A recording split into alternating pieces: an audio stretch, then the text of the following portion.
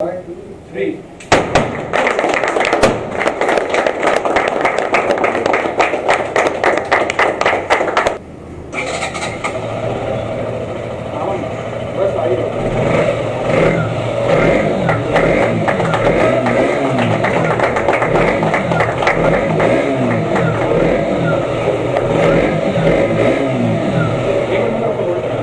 Hello everyone, welcome back to your channel. So yesterday the Duke 125 was launched in Jabalpur and I was given the privilege to pull out the covers. Special thanks to Anmol Vadwasar for that, and special thanks to Frontier KTM for providing me this bike, because you already know what is coming up. Thanks to Frontier KTM for providing me this bike and helping me out with the review. All their contact details are in the description, and today we will be talking about this, the KTM Duke 125. You are excited, I'm more excited than you because I was waiting for this bike for so long, and today we finally have it. Today we'll talk about this bike and the biggest question, should you buy it or not, and who should buy it, who? So I will answer that question in the end of this video, so watch this video till the very end. And now starting with the review. Okay, so starting with the looks of this bike, it looks identical to the KTM Duke 200, and yes, it should, because it's very identical to the KTM Duke 200. It shares everything with the KTM Duke 200, and that is a really good thing. And if we talk about in its segment, it gets many segment first features like USD forks, backlit switches. You get single channel ABS with rear lift protection that I will just show you. I will demonstrate that to you. And this bike is just the best 125cc that you can buy. Now let's ride this thing. So as soon as you start it, let's hear the exhaust note.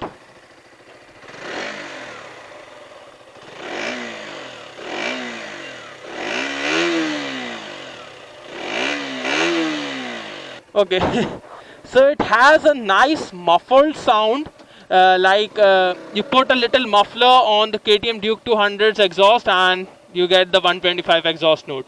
So as soon as you start riding this bike, you won't even feel like it's a 125, because this is running an even higher compression ratio than the Duke 200, and this is the most powerful 125cc that you can buy. So you can easily mistake it for a 150, 160cc bike. So if we talk about the engine, it's like zero vibrations, and it has a really nice mid-end. The power delivery is really good.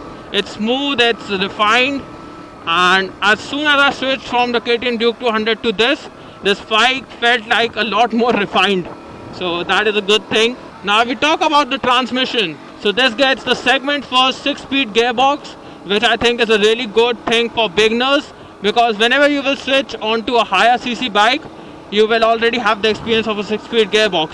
And about the gearbox, it's super smooth, it's slick, it's precise, it's awesome. If we talk about handling, this bike is exactly the Duke 200. So if you will hit the twisties and if you will lean this bike stays totally planted. Even if you hit a bump while cornering, it won't bother. This bike stays really planted, really stable, and inspires you to hit that corner even harder. Now if we talk about the braking, so the rear gets the RLP, the front gets single channel ABS. And I found out something, that there's a little button here.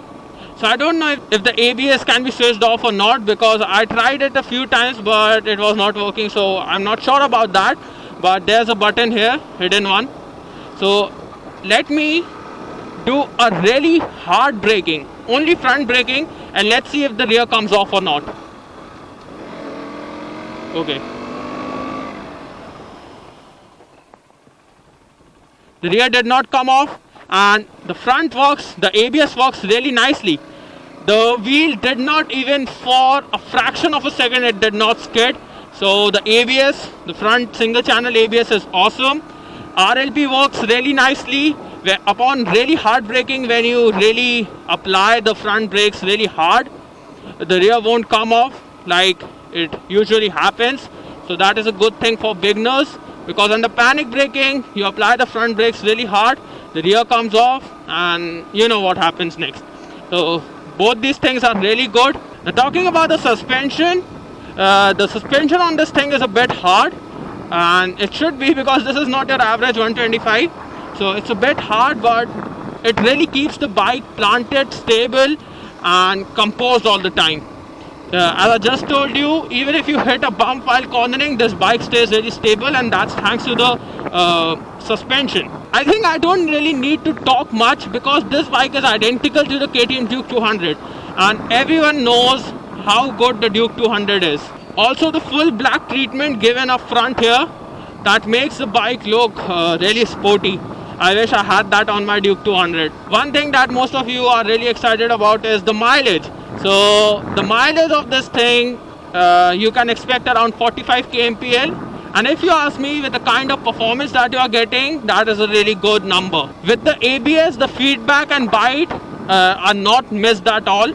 Because whenever ABS gets included in a bike, either the feedback or the bite is missing. And the seating position is really comfortable. That will also play a role in the decision making between the R15 and this bike, that I will tell you in the end. As this bike is running a higher compression ratio than the Duke 200, I expect this will heat, but it's winter time, so I cannot tell that right now. We will see that in the future videos, so we'll have to wait for that. And one really good thing that no other 125 can give you is when you shift down,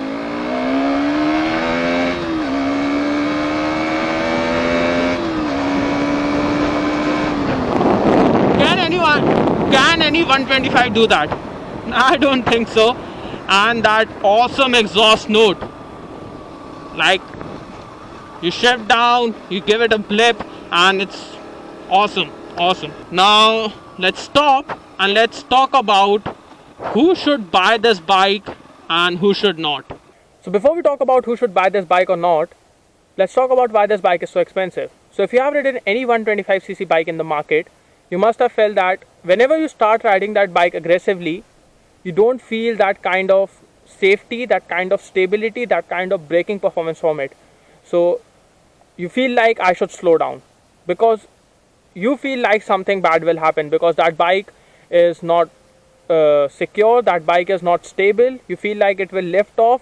So that is why those bikes are so cheap. But if we talk about the KTM Duke 125, this bike shares everything with the KTM Duke 200, which is already a bigger platform. If we talk about that, it is a 200cc platform, and whenever I take my Duke 200 to top speeds and ride it aggressively, even at 135, which is its top speed, I don't feel like this bike will lift off, or I don't feel like anything bad will happen. I feel totally secure, I feel totally stable. So bringing that platform to 125, you already have a really good platform, a really secure, a really stable platform to start with. And that is why this bike is so expensive, because you get everything same like the KTM Duke 200, like USD, swing arm, you get single channel ABS, you get all sort of things. So this is the best 125cc that you can buy. That is why this bike is so expensive. Now coming to the point, who should buy this bike? So starting with its competitors, like NS200, RTR 200, R15. So if we talk about the 200cc bikes, those bikes are good if you already have the experience of riding a 125 or 150cc bike. You cannot directly buy a 200cc bike as your first bike, because you know something bad can happen, because you might not be able to control the power. So if you already have a 125cc or 150cc and you want to jump to a higher cc, then 200 is good, or even 250 is good. But as a first bike, no. So that is where this bike has been aimed. That is the beginners market. But many of you must be wondering, why not R15? It's not a 200cc, it has manageable power, so why not R15? So according to me, R15 has a really aggressive sitting position. That bike is badass, that bike is really good. But talking for a beginner, that bike has a really aggressive sitting position. So for a beginner who is learning how to ride a bike, it's not good that he is uncomfortable while riding it. He needs to learn many things about riding. So it's better that he stays comfortable while riding. So that is where this bike comes in. This bike makes a great combo for a beginner, and it has everything that you need to learn how to ride, how to corner, how to do anything that you want to learn on a bike. How to do rev matching, how to do shifting, how to brake, how to do braking, And this bike has everything that a beginner needs, like everything. It has good power, it has good protection, it has single channel ABS, and it also gives you that sense of stopping power which you need to learn before shifting to a higher cc. So this bike has everything that a beginner should need, and that is where I think KTM has placed this product as a beginner's bike. So if you are looking to upgrade to a higher cc bike in coming 1 year or so, and you are buying your first bike right now, so this bike is the best option in the market. Buy this, learn all the aspects of riding, and then shift to a higher cc bike. Also, one really big point जो मेरे को affect करता अगर मेरे को ये bike लेनी होती, that is KTM. KTM as a brand is not just a brand for me, it's brotherhood. Whenever you buy a KTM product, you get connected to a group of people who are really passionate about riding, who love the biking brotherhood, who stand for each other whenever something bad happens, and like it's a family. So with KTM, you get to experience that family, that biking brotherhood. You get to experience events like Orange Days, Orange Tours, Orange Rides, Orange Cup. So according to me, if you buy a bike and you don't make memories with it, and you don't experience this biking brotherhood, you don't experience competitive riding, you don't experience group riding, you don't experience that biking community, तो फिर bike लेने का मतलब क्या हुआ? So that is why I think I will choose a KTM as a beginner's bike, because this bike will directly introduce me to a world where biking is love, biking is a passion, and in that world we have people who are really passionate about riding, who are really passionate about bikes, and with a bike like this, that is all I want. That is why I think this bike makes a great choice for people who are just stepping into this biker world and are looking for a great option through which they can learn and experience the biking brotherhood, the biking love, the biking community, and they can learn all aspects of riding. And if you already have an experience of riding a 125 150cc bike, then I think you should go for a higher cc. You should not buy it.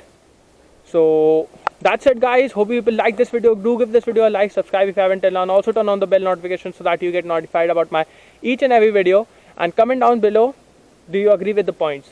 So see you in the next video. Bye.